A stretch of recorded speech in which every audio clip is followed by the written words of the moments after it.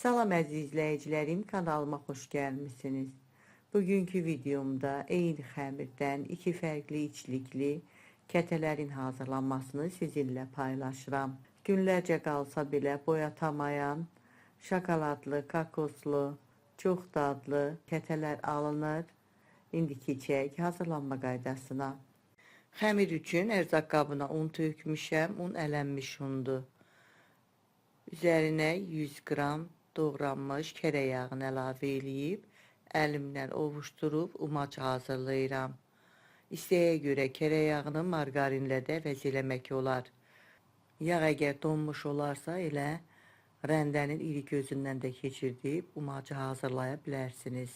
Hazır umacın ortasında əlimlə oyu qaçıb qoyuram bir kənara.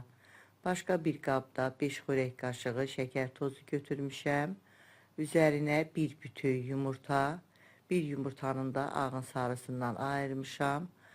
Ağın xəmirə qatıram, sarısını da sonda kətələrin üstünə çəkmək üçün qoyuram bir kənara.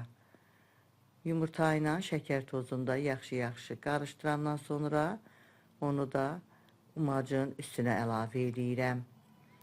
180 qram yağlılığı 10% olan bir stəkan xama götürmüşəm.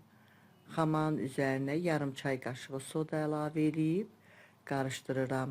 Soda aktivləşib həcmi artandan sonra onu da ərzaqların üstünə tökürəm.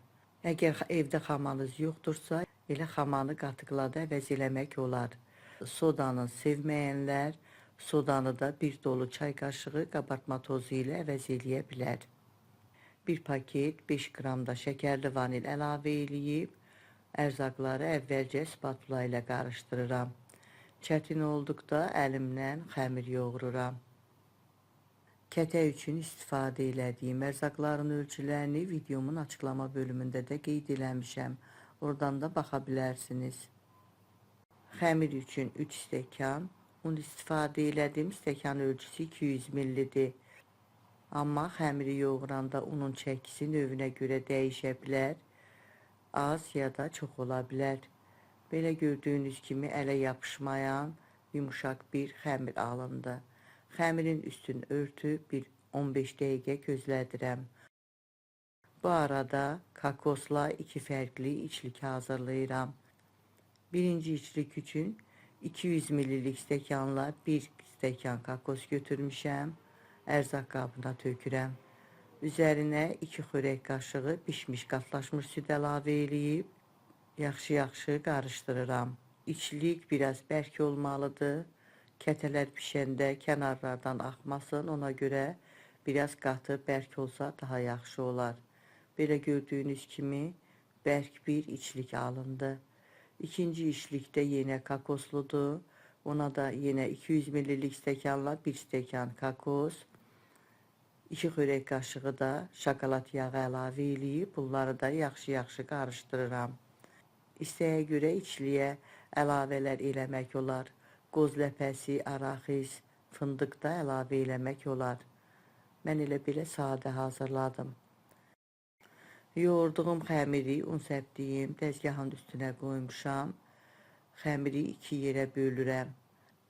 Xəmir parçalarını əlimlə yuvarlayıb 2 iri kündə hazırlayıram. Kündələrdən birini qoyuram kənara, üstünü örtürəm ki, xəmirin üstü qurumasın. Keçirəm kətəni hazırlamağa. Kündələrdən birinin altın üstün unlayandan sonra yayıb yayma açıram. Xəmir çox yaxşı xəmirdir, çox rahatlıqla da yayıb istənilən şəkli vermək olur. Təxminən 3 mm qalınlığında 4 bucaq şəklində yayma yayıb açıram. Açdığım yaymanı videoda göstərdiyim kimi xəmir kəsəndən 2 bərabər hissəyə bölürəm. Hazırladığım içliklərin hər ikisini də gözə yarı 2 yerə bölürəm. Kəsdiyim yaymanın bir hissəsinə bişmiş qatlaşmış südlə hazırladığım kakoslu içlikdən əlavə eləyirəm. Xəmirin orta hissəsindən. Sonacan içlikdən əlavə eləyirəm. Əlimlə üstündən basıb biraz hamarlayıram. İkinci xəmirin üstünə də kakoslu, şokoladlı içlikdən əlavə eləyirəm. Yaymanın bir tərəfini üstünə gətirib rulon kimi bükürəm. İkinci yaymanı da eyni qaydada açıq olan hissəsini üstünə gətirib rulon kimi bükürəm. Kənarlarını əlimdən hamarlayıb düzəldirəm. Bu qaydada hazırlayandan sonra ayırmış olduğum yumurta sarısından içlikli xəmirlərin üstünə çəkirəm. Hər ikisinə yumurta sarısı çəkirəm. Bişdikdən sonra üstünün daha gözəl görünməsi üçün çəngəllə üstündə xətlər eləyirəm. Çəngəli biraz xəfifcə xəmirin üstündən basaraq sonacan çəkib naxışlayıram. Yumurta sarısını çəkəndən sonra belə naxışlı xəmir kəsənlə doğrayıram. Bir hissəsini romb şəklində, bir hissəsini də üçkünc şəklində doğrayıram. Siz öz zövqünüzə görə istədiyiniz kimi doğraya bilərsiniz. Xəmirin üstündə yumurta sarısı olduğu üçün xəmir kəsən aləti una batırıram. Onda çox rahatlıqla doğramaq olur, heç bir yapışma olmur. Doğrayandan sonra yağlı kağız sərdiyim formaya yığıram. İkinci gündəni də eyni qaydada hazırlayıb, doğrayıb, başqa bir formaya yığmışam. Onu da 180 dərəcəlik sobada 15-20 dəqiqə üstü qızarana kimi bişirirəm. Hər iki formada kətələr bişib hazırdır. Çox yaxşı qabarıb, üstü qızarıb, çox gözəl kətələr alınıb. Soyuduqdan sonra kətələrin bir hissəsinə şəkər pudrası səpirəm. Bu da zövqə görədir, istəməyən səpməyə də bilər. Eyni xəmirdən iki fərqli içlikli kətələr hazırladım. Çox gözəl də alınıb, görünüşü də gözəldir, dadı da çox ləzzətlidir. Çay süfrəsinə yaraşan bir şirniyyatdır. Siz də hazırlayın, əminəm çox xoşunuza gələcək. Hazırlayacaq olan hər kəsə öncədən nuş olsun deyirəm. Videomu sonacan izlədiyiniz üçün sizə öz təşəkkürümü bildirirəm.